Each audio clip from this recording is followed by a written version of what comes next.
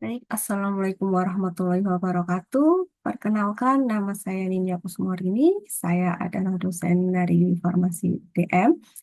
Di sini saya akan mengampu mata kuliah sistem penghantaran obat.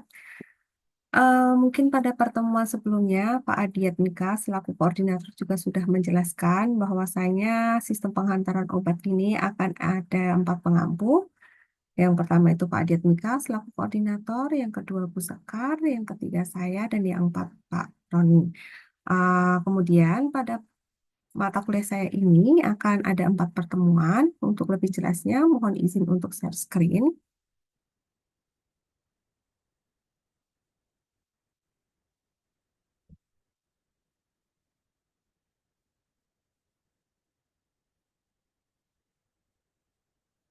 Ya, sudah dapat terlihat ya PPT-nya.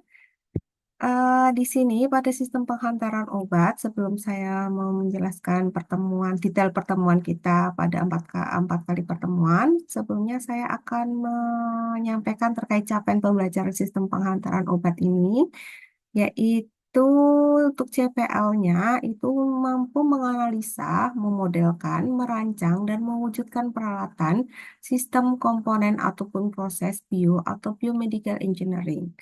Untuk CPMK atau capaian pembelajaran mata kuliah, yaitu mahasiswa mampu menjelaskan strategi penghantaran obat termodifikasi dalam pemecahan masalah penghantaran obat secara konvensional. Dan untuk sub CPMK pada pertemuan pertama, yaitu pertemuan pada hari ini, yaitu mahasiswa mampu memahami dan menjelaskan macam-macam sistem penghantaran obat non-konvensional melalui oral seperti tableting, tablet coating, dan kontrol iris.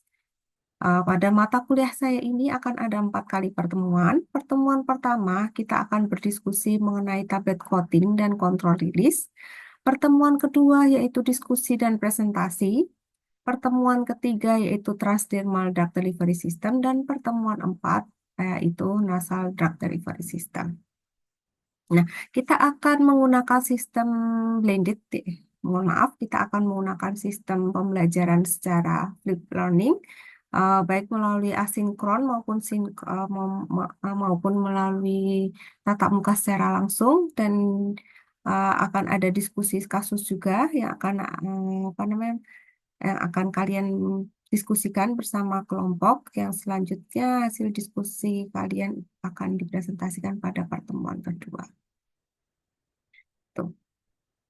Selanjutnya, kita akan mulai saja materi kuliah pada hari ini. Sebelum kita mulai,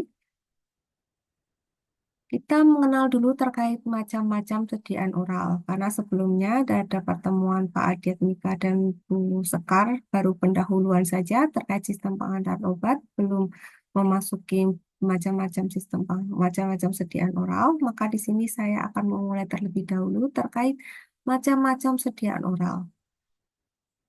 Eh, Di sini ada berbagai macam bentuk sediaan. Mungkin teman-teman semua juga sudah pernah mengkonsumsi obat dalam bentuk sediaan ya apapun itu, baik dari sediaan tablet, sirup, dan sebagainya. Nah, di sini ada berbagai macam gambar yang bisa kita lihat. Sebentar saya. Dari sini, ini yang dinamakan dengan tablet konvensional. Tablet konvensional itu sendiri itu merupakan tablet yang tanpa modifikasi dengan sistem penghantaran obat yang tertarget. Salah satu contohnya adalah obat-obat generik yang biasa ada di pasaran. Selanjutnya yang di sini adalah sediaan kapsul. Kapsul ini ada yang konvensional, juga ada yang apa namanya non konvensional atau advanced teknologi, yaitu yang ada di sampingnya. Ini adalah tablet kapsul Rinos. Kapsul Rinos ini adalah kapsul non konvensional, di mana di sini menggabungkan antara sustained release dan sediaan kapsul dalam penghantaran obat secara oral. Dan yang di sini adalah tablet coating, ini adalah film coating. Kalau ini adalah tablet entry coating, ini adalah natrium diklofenak, isinya zat aktifnya. Dan ini adalah bentuk sediaan untuk tablet Cataflam yang biasanya digunakan untuk obat sakit gigi. Ini adalah obat. sirup, salah satu sediaan sirup yang dikonsumsi via oral juga. Ini adalah ranitidine oral solution, di mana sirup ini adalah sediaan larutan yang sifat bentuknya itu jernih. Jadi obat zat aktif dan eksipien atau zat tambahan yang ditambahkan dalam sirup ini akan terlalu secara sempurna. Kalau yang di sini adalah suspensi, di mana zat aktifnya itu tidak terlarut secara sempurna, sehingga dalam penggunaannya harus dikocok terlebih dahulu untuk eh, menghomogen suspensi yang akan dikonsumsi agar dosis yang dikonsumsi itu selalu sama. Kalau yang di samping itu adalah Scott emulsion, bentuk sediaan emulsi, di mana sediaan ini adalah gabungan dari air dan minyak yang dicampur jadi satu, sehingga sifatnya itu lebih oily. Kalau yang samping ini adalah tablet fast disintegrating tablet atau tablet yang akan cepat hancur ketika dia berada di dalam lidah kita sebelum kita cerna, obat tablet tersebut sudah hancur duluan. Yang dimana fungsi dari FDT ini agar tablet yang dikonsumsi ini cepat untuk terserap di dalam pembuluh darah kita. Nah, kenapa kita perlu mempelajari sistem penghantaran obat tertarget dari konvensional ke non-konvensional? Nah, bisa dilihat video di sini secara bersama-sama.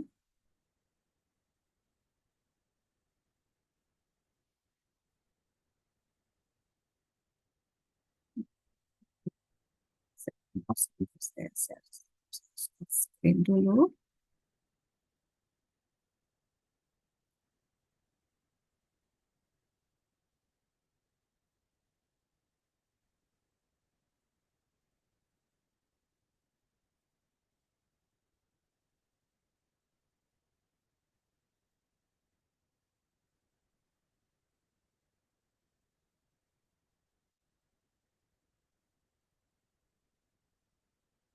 Nah, di sini bisa kita lihat secara bersama-sama bahwa obat konvensional atau yang sediaan yang diberikan secara konvensional ini mempunyai berbagai tantangan ketika dikonsumsi baik dari anak-anak, orang dewasa maupun orang tua dengan berbagai kondisi macam penyakit. Ini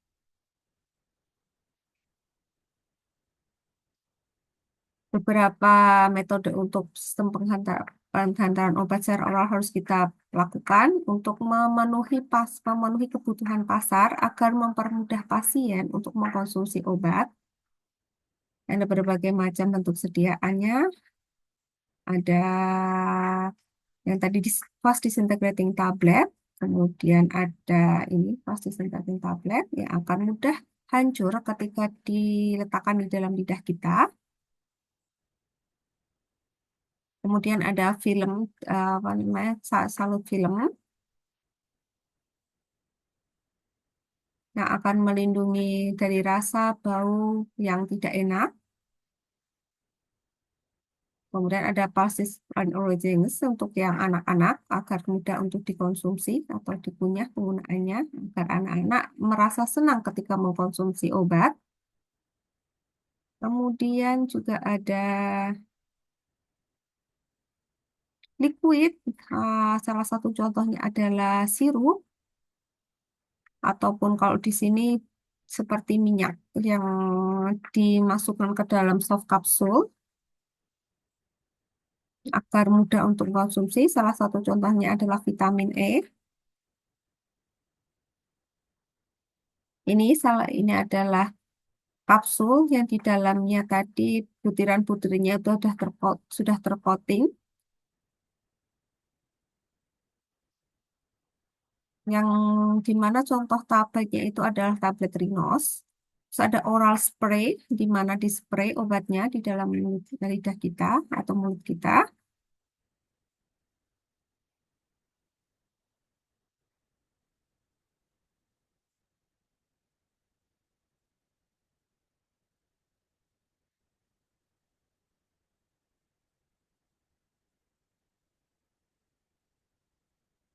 Dan sebagainya.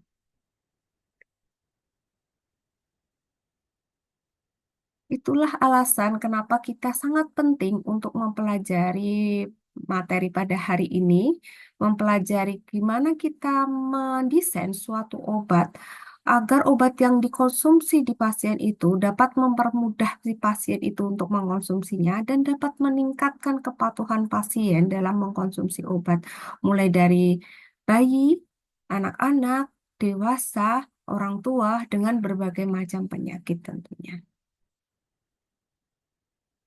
Demikian penjelasan pendahuluan dari saya.